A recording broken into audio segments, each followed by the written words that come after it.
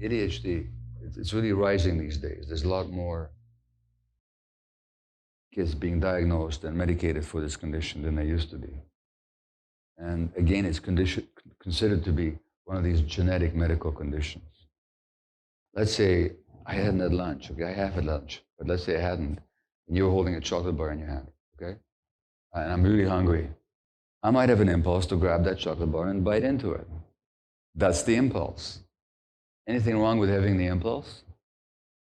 No. Would there be something wrong if I acted it out?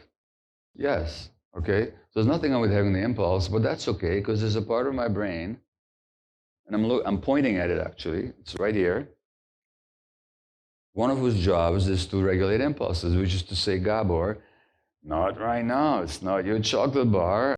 Maybe you shouldn't be eating chocolate right now. That's impulse regulation. Addicts have very poor impulse regulation, and there's an even larger number of people, huge number of human beings, who completely lack self-regulation. And who are those? Children, young children. What does that tell us? It tells us that nobody is born with impulse regulation. It has to develop. And maybe when we look at these conditions such as ADHD, oppositional defiant disorder, or a whole range of conduct disorders and addiction, we're not talking about diseases, we're talking about a developmental problem. Maybe things just didn't develop the way they should have. Now, when don't things develop the way they should? If you're a gardener and your plants are not developing the way they should, the way you expect them to, what's the first thing you would look at? You would look at the conditions. Too much or too little sunlight? Too much or not enough irrigation? How about the quality of the soil? You look at the conditions of development. And if you wanted those plants to develop properly, you would fix those conditions. You wouldn't try to treat the plants for some kind of disease most of the time. You'd be looking at the conditions for development. Well, how if we recognized that most of the problems that people are troubled with are actually problems of development? And it's those developmental conditions that we need to look at. And then we'd be asking ourselves, what are the conditions in this society that lead so many people to have a failure or a slowing down of the impulse regulation circuitry and capacity?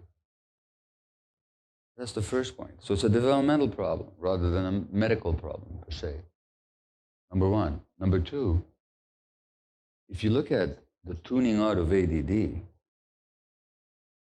why do we have this capacity to tune out? I mean, nature gives us that capacity. Why do we have that capacity? There's got to be some reason for it. And it's easy to demonstrate. Anybody know what the reason is? Protection from overwhelming stress, right? Now, here's the deal. If I were to stress you right now by becoming abusive or threatening, what options would you have? You have the options of standing up and telling me to shut up, to stop talking to you that way. You also have the option of leaving. So you have the option of fight or flight. And if you couldn't do either, you would also have the option, given that there's many dozens of people here in the room with you, you'd have the option of asking for help. But what if I were to stress one of you and you didn't have the option to ask for help or to escape or to fight back? Then what would you do? Well, you wouldn't do anything.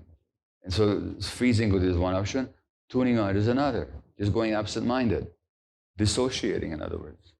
Then you wouldn't have to feel the pain and the stress. Well, you can see, I might have lots of reasons to tune out as a 1-year-old, as a 2-month-old, as a 3-month-old. So maybe it began as a coping mechanism.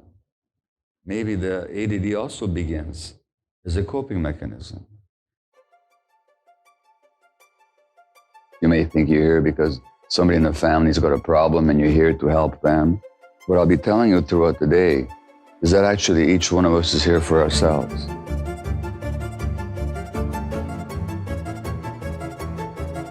There's tremendous healing possible.